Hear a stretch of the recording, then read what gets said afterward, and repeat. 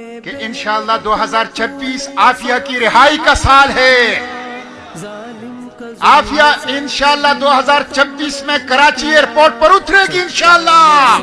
ہم نے اپنی اس جدوجہد کو عدالت کے محاذ پر، میڈیا کے محاذ پر، سماجی، سیاسی، عوامی محاذ پر اس جدوجہد کو، اس مزاحمت کو جاری رکھنا ہے، اور اس وقت تک جاری رکھنا ہے جب تک عافیہ بخیر و عافیت اور صحیح سلامت اپنے گھر، اپنے بچوں کے پاس نہیں آتی انشاءاللہ۔